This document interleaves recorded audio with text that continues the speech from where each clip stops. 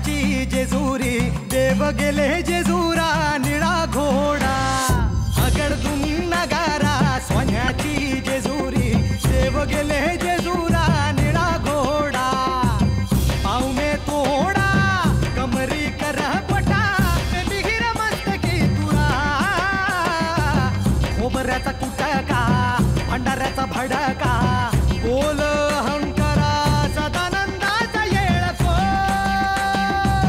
सदानंदाचा येळको जय देव जय देव जय देव जय देव जय देव जय शिव मातंडा जय देव जय देव जय देव जय देव जय देव जय शिव मातंडा हरिवर्धन मल्हारी तुझी प्रचंड जय देव जय देव जय देव जय देव जय देव जय शिव मातंडा हरिवर्धन मल्हारी तुझी प्रचंड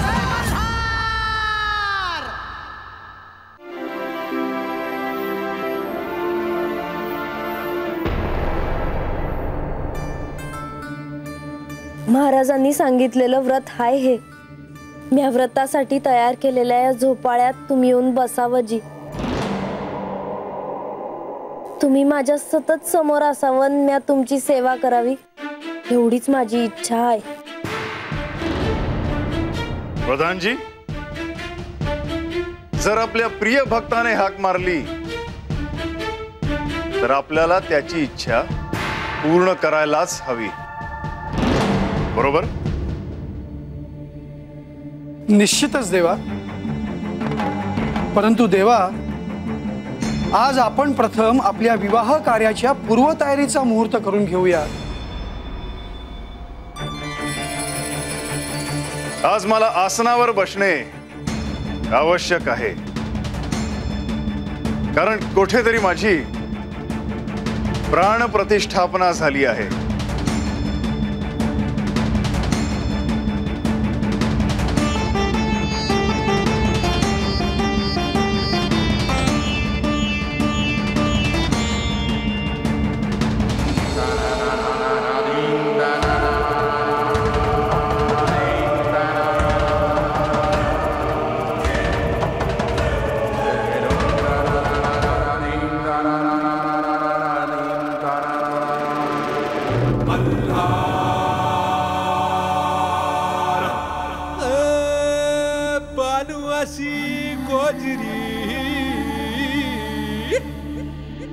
भक्ती तिची लई न्यारी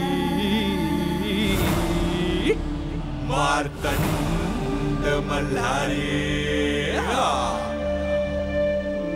हिंदोळा व्रत एक गुप्त व्रत आहे आणि नारद मुनींनी ते देऊनही टाकले आता आम्ही हिंदोळ्यावर झुलणार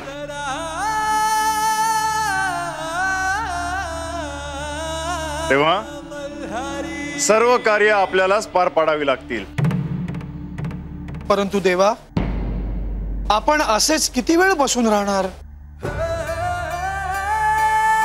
जोपर्यंत हे व्रत पूर्ण होत नाही किंवा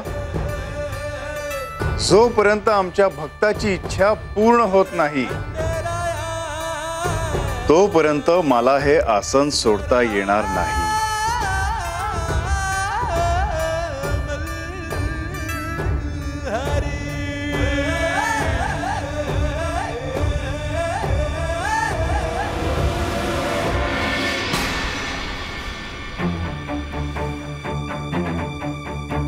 बोलावे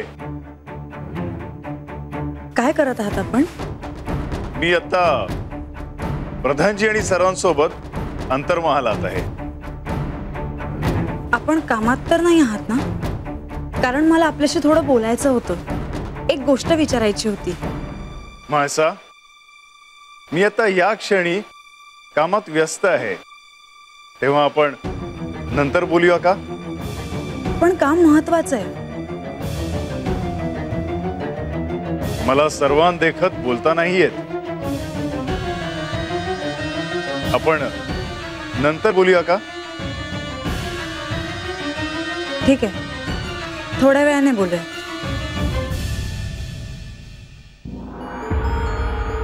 म्हाळसा झालं का तुझं बोलणं खंडेरायांशी? नाही, ते कामात आहेत. अहो तुम्ही उगीच माणसाचं ऐकता. ती म्हणाली मी खंडेरायांशी बोलते म्हणून तसं बोलणं होतं का? माझं ऐका, एखाद्या सेवकाला जेजुरीच पाठवा. अहो पण ती आता म्हणाली आहे ना, मग होऊ दे एकदा तिच्या मनासारखं. अहो ही म्हणत बसेल त्याप्रमाणे आपण वागत राहिलो तर कोणतंच कार्य वेळेवर पूर्ण होणार आहे का?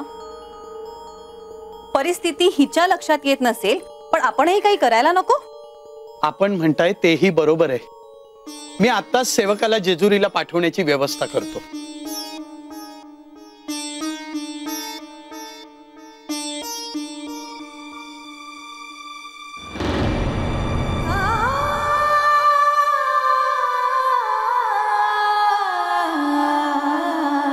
माझ्यावर माणसावर विश्वास नाही आईचा. मी इथे नेवासेत बसून त्यांच्याशी बोलू शकत नाही असं वाटतंय तिला. आता जोवर त्यांच्याशी बोलून यादी वाचून दाखवत नाही, त्यांचा होकार घेत नाही, तोवर काही तिचे समाधान होणार नाही.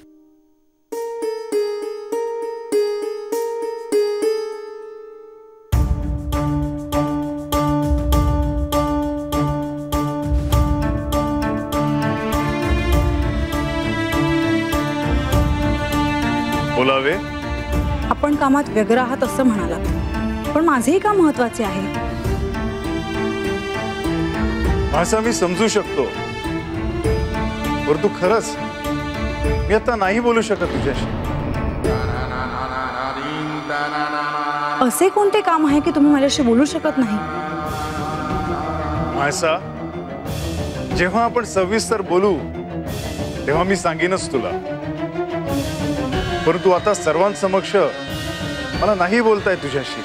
मग आपण काही क्षण बाजूला होऊन का नाही बोलत माझ्याशी?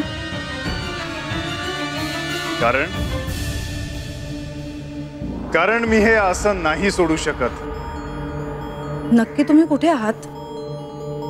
मी अंतर्महालात आहे. अंतर्महालात? पण मला तर आपण झोपाळ्यावर बसलेले दिसत आहात. आपण नक्की कुठे आहात? म्हाळसा, मी खरंच जेजुरीतल्या अंतर्महालातील आसनावर बसलो आहे. मग आपण मला दर्पणात झोपाळ्यावर बसलेले का दिसत आहात? आपण खरंच अंतर्महालात आहात का? म्हाळसा, मी तुला झोपावर बसलेलो का दिसत आहे हे मला ठाऊक नाही, परंतु मी अंतर्महालातच बसलो आहे हे निश्चित. आपण माझ्याशी खोटं तर बोलत नाही आहात? नाही म्हाळसा, मी खरंच सांगतो आहे की मी सर्वांसमक्ष अंतर्महालात बसलो आहे आणि कामात व्यस्त आहे. म्हणजे आपण माझ्याशी आता एकही शब्द बोलणार नाही तर? हो, परंतु म्हाळसा, आपण लवकरच बोलूया.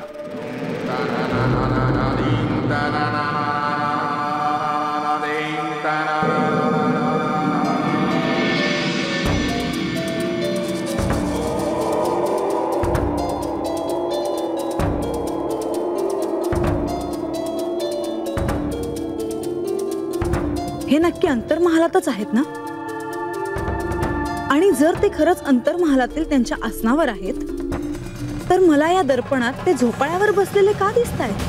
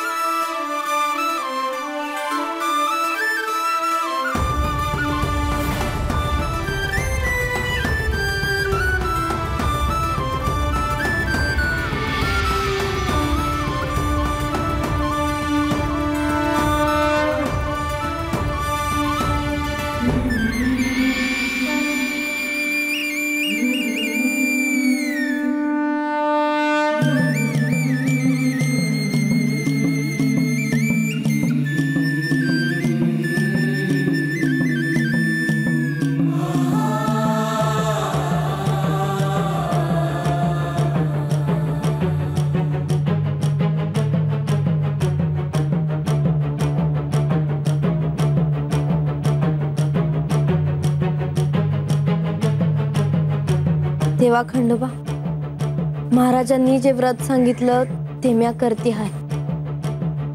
तुम्हासनी ते आवडावं एवढीच माझी इच्छा. पूजेत काय राहिला असेल तर समजून घ्यावं जी.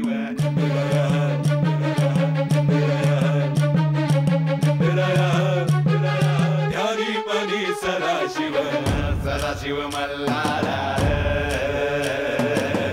सदाशिव मल्हारा खंडेराया माझा घास मल्हारी खंडेराया माझा पाणी मल्हारी खंडेराया माझा भास मल्हारी ध्यानी वाणी सदाशिव भानू, माझं एवढं वय झालं हा? पण आज पत्र हे असलं काय माहिती पाहिलं नव्हतं बघ. ते तर म्हणली होती ते खरं आहे बघ. एखादी गोष्ट आपल्याला माहित नसेल आणि कोणी सांगितली ना तर ती आपल्याला समजून घ्यायला हवी. आता महाराज माझं गुरु आहेत, ते जे सांगतील ते म्या करल.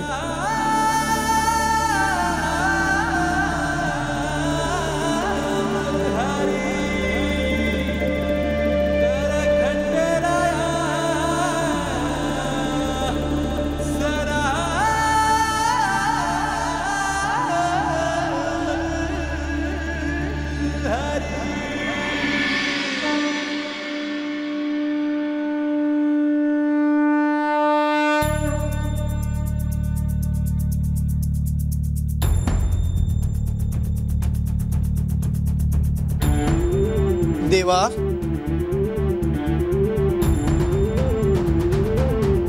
देवा, देवा, नारद मुनींनी बाणाईला हिंदोळ्याचं व्रत आत्ता द्यायला नको होतं.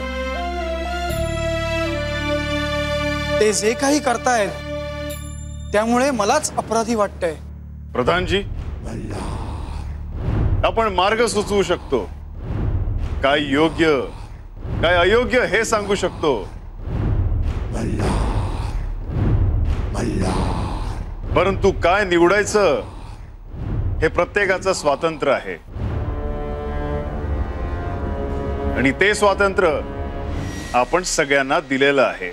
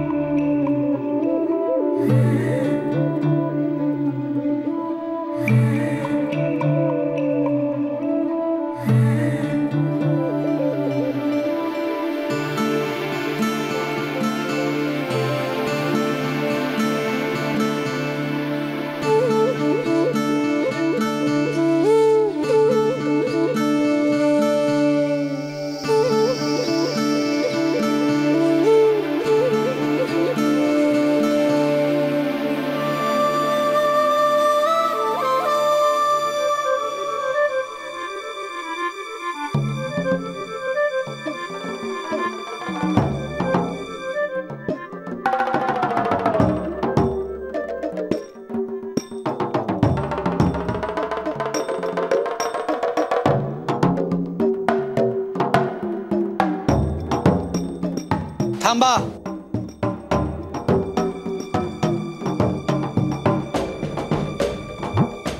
मी त्यांना जाऊन सांगतो ना. नको, त्यांना काय सांगायचं ते मी सांगतो.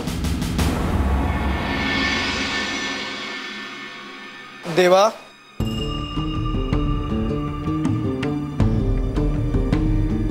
लक्ष्मी देवींनी आपल्याला पूजेच्या ठिकाणी बोलावलंय.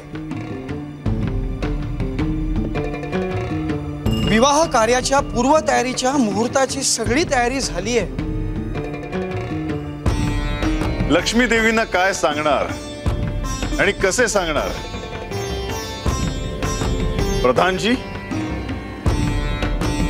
या व्रतामध्ये जर माझे आवाहन करून माझी प्रतिष्ठापना केली तर मला ते स्थान सोडता येत नाही. मला समजतंय देवा.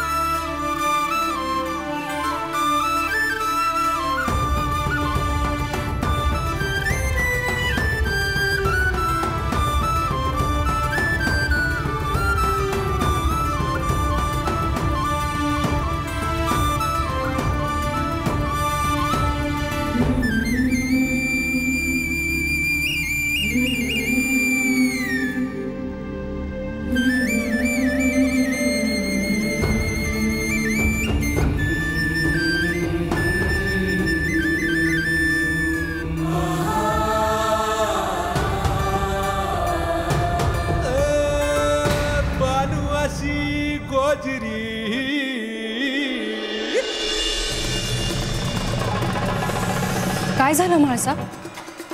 काही नाही. म्हाळसा, तू अशी अस्वस्थ का? बरं, राहील. पण मी तुला हे सांगायला आले की विवाहाच्या पूर्वतयारीची यादी जेजुरीला पाठवायची असं अक्का म्हणत होत्या. मी सांगितलं ना की यादी घेऊन सेवकाला जेजुरीला पाठवण्याची गरज नाही, पण मी म्हणते त्याच्यावर कोणाचा विश्वासच नाही. अगं तसं नाहीये. पण काय? मला असं वाटतं की तुझा पण माझ्यावर विश्वास नाहीये की मी इथे बसून खंडेरायांचा विवाह संदर्भात होकार घेऊ शकते. म्हाळसा, म्हाळसा, तुझ्या प्रत्येक शब्दावर माझा पूर्ण विश्वास आहे. अगं म्हणून मी तुला विचारायला आले की तुझं बोलणं झालं का त्यांच्याशी? त्यांचा होकार मिळालाय का तुला? माझं बोलणं झालं त्यांच्याशी, पण ते कामात आहेत. पण म्हाळसा, तुझं बोलणं नाही ना झालं त्यांच्याशी तर हट्ट नको धरूसा.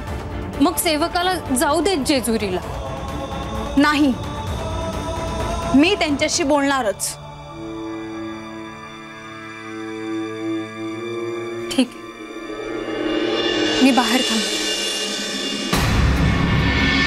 देवा, आपण हे स्थान सोडू शकत नाही, परंतु म्हाळसा देवींना आपल्याशी महत्वाचं बोलायचं आहे असं दिसतंय. नेवासे येथे सर्व कुशल आहे ना? कुशल? सगळीकडे आनंद आहे.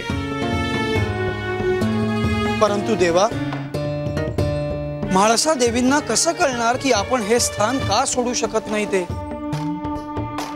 प्रधानजी, मग म्हाळसेला असं सांगू का की बानूनी जे दुर्मिळ व्रत केले आहे, ज्यात माझी प्रतिष्ठापना केली आहे आणि मी भक्तीच्या बंधनात अडकलो आहे, असं?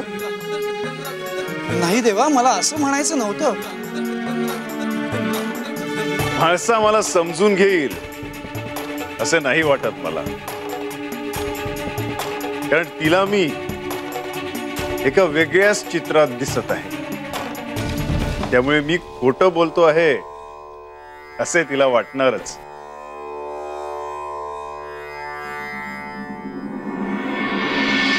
बोलावे. काय देवा? तुझ्याशी नाही मी बोलत. माझ्याशी नाही तर कोणाशी बोलत आहात? चुकलं देवा. यात तुझी काहीच चूक नाही. माझी काहीच चूक नाहीये. हे वाक्य मी तुला नाही बोललो. बोला. मला आत्ता बोलायचंय. आपण नाही म्हणू नका, कारण आपण जी कारणं सांगत आहात ती मला पटत नाहीयेत. का पटत नाहीत?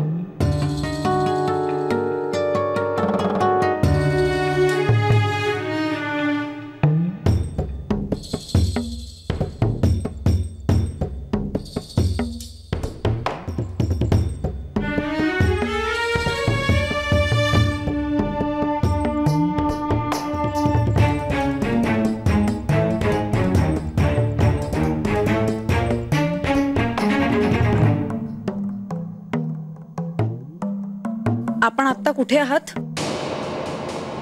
अंतर्महालात. आपण कुठे बसला आहात? इथेच, नेहमीच्या आसनावर. आपल्या मुखातून असत्य कसं येऊ शकतं? आपण खोटं कसं बोलू शकता?